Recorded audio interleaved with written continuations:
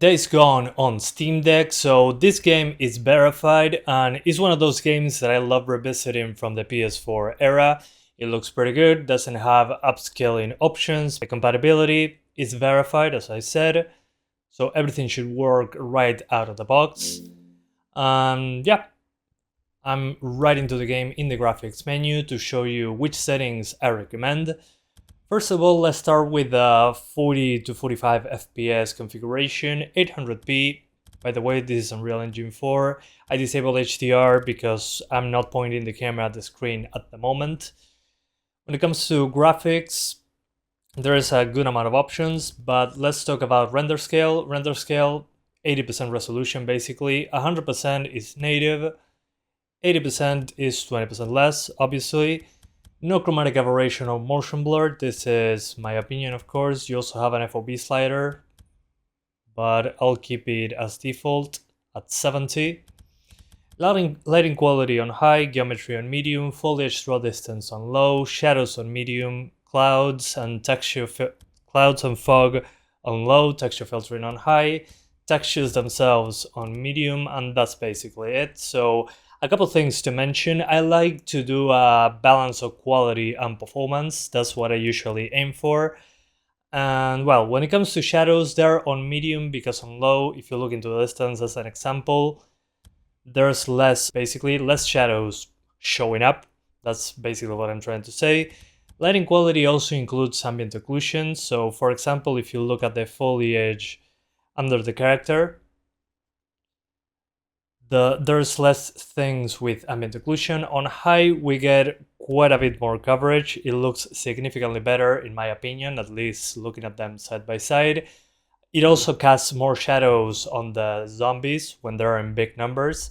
So this will affect performance, but I think personally that is worth it. You can improve performance by lowering this. So welcome to Days Gone. We're now in the open world, but I'm going to show you more situations. Obviously, at first I'll show you unlocked frame rates. You might say, hey, it's 6 FPS.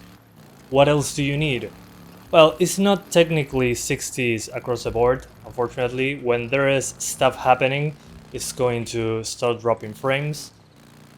But one of the things that I like showing you guys is the... what's the name of this? Many situations. One of them is traversing. You're going to be traversing quite a bit through the world with the bike and all that. It's a major feature of the game. And you'll notice some popping. That's one of the sacrifices you gotta do for the Steam Deck. And with the flashlight on the bike on, you get drops into the 40s, especially at night. So you can turn it off if you don't need it on daytime for a little bit extra performance. But as you can see, when flying out of the bike, being ejected, it gets a bit better. And there's only 2 zombies, but most of the game is like this. It's not that many zombies on screen. That comes way later into the game, at least in my experience. Reminder, with lighting on medium, we lose a lot of shading, but again, you get better performance. So yeah, if you want more consistent 45 FPS, consider putting this on medium and this at 70%. Personally, I don't mind some drops here and there. As you can notice into the distance, those trees have shadows, distant shadows, which I think looks pretty good. There's still popping of shadows on very close geometry, but overall, again, I think it looks fantastic, all things considered. Again, we're talking about a Steam Deck over here, and we're talking about distant shadows and ambient occlusion on smaller objects. So again, I personally think that's pretty impressive. We arrived to a part that is basically infested, and this is something that is pretty common in the game, hence why I'm here.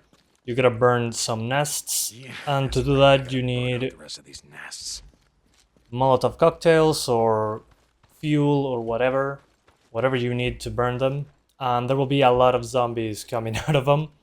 And by a lot in this case, it's like, yeah, it's not actually a lot of them. All things considered, when this game really has a lot of zombies, there are really a lot of them. We're talking about swarms of them. Okay, here there's one. Let's burn it to the ground.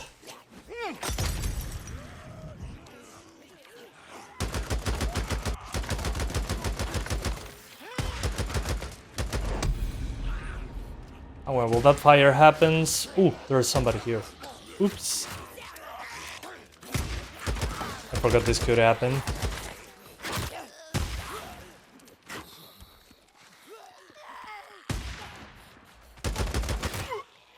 So, usually the problem is when there's a lot of them on screen and they are also on fire at the same time. Now in handheld mode, we lock it to 45 FPS, half 90 Hz. On the LCD, probably 40 is a better idea, but you can also do 45.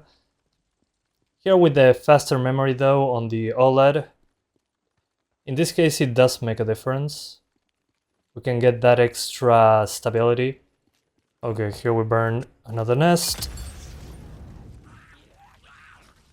Let's see how many of them will come out. Oops, we're both on fire. Oh, completely dark. Yeah, we're going outside. Imagine that. Okay, reduced to atoms.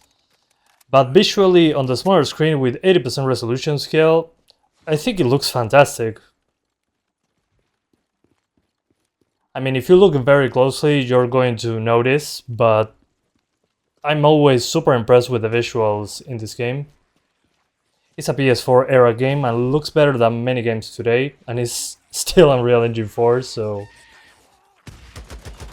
How do those things get worse? I have no idea.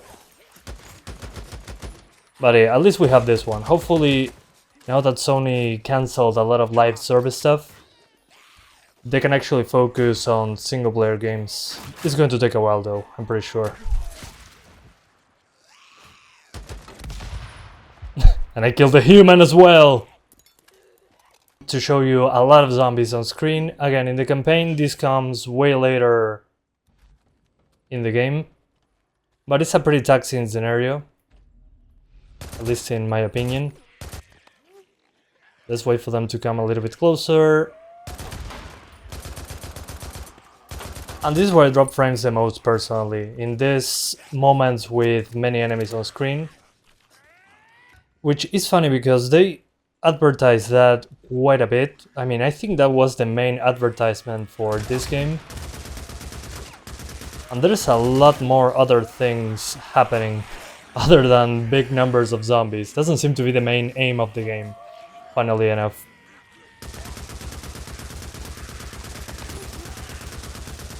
So what I'm trying to say is this will happen in the campaign, but you have to play a lot of the game to get there. Again, for stability, I don't mind some drops into the 40s, because again, this is rare in the game. So when it comes to the conclusion, I think this game runs fantastically well considering the visuals. I'm always pretty impressed with Days Gone and what they could achieve with PlayStation 4 level hardware. And the fact that it runs this well on Steam Deck with good image quality, I mean, it shouldn't be possible, because it looks, again, much better than many new games these days that run significantly worse. So at least to me, it always impresses. You can do 45, but it can drop into the 40s with lots of zombies. But you can offset that a little bit by going into graphics and lowering the lighting to medium, which will remove some of the shading and the render quality to 70%. They'll make it look a bit blurrier, but it's more stable, not 100%. But hey, you can get closer by doing that. The other option is to target 30 FPS, which to do so is pretty simple. You go into frame limiter, put 30, apply. There's also HDR, but I never use it personally, at least not in this game. And you can increase the render resolution to 100%, again locking it to 30 FPS, keep that in mind, with high lighting. And by doing that, with these settings right here, Oh, I forgot to put the refresh rate back to 90 Hz. My bad. You get a sharper looking image, but 30 FPS. So if you want to have the maximum quality when it comes to visuals as possible, you have good lighting and native resolution. It's basically native resolution with good image quality. Again, it's way sharper like this, but personally I think 40 and 45 feel way better than 30, just my opinion of course. But this is another option to play it on Steam Deck.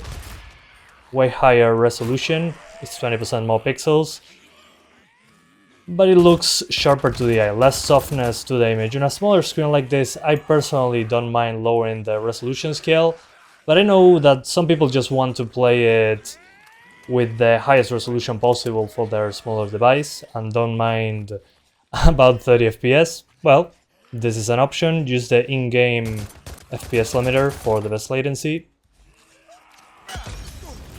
Oops. So I'll keep running at the moment. And it doesn't matter if you're in the open world or with hordes of zombies. It still works pretty well at 30 FPS. It stays there more consistently. Sometimes it drops below 45 just due to CPU limitation. Remember that it has to share 15 watts between the CPU and GPU, and when one of them is very hungry, the other one will suffer as a result. So I think this is another good option if you don't mind 30 FPS. I think that's it for now. Thank you so much for watching this video. I hope you enjoyed it as much as I did taking another look at Days Gone, but now on the OLED Steam Deck. There's a lot of zombies over there. Let me know in the comments what would you do, 30 FPS with native resolution or 40 to 45 with, well, 80% or 70% resolution, at least on the Steam Deck. I'm not talking about your beefy computers, if you have any. But I think in a game like this, in many games, I just rather have 40s. It feels so much smoother. It makes a big difference for me when it comes to responsiveness, despite being a portable machine. I think it just feels better to play that way. But that's just me. I showed you both, so you can decide. And if you're looking to play this game on the go, highly recommend it on Steam Deck. It looks great, feels great, and it has a good amount of options in the menu. And visually, it's still stunning. I cannot believe we're playing this on native, looking this good, with this amount of zombies. Thank you guys for watching, and I'll see ya next time. Bye guys.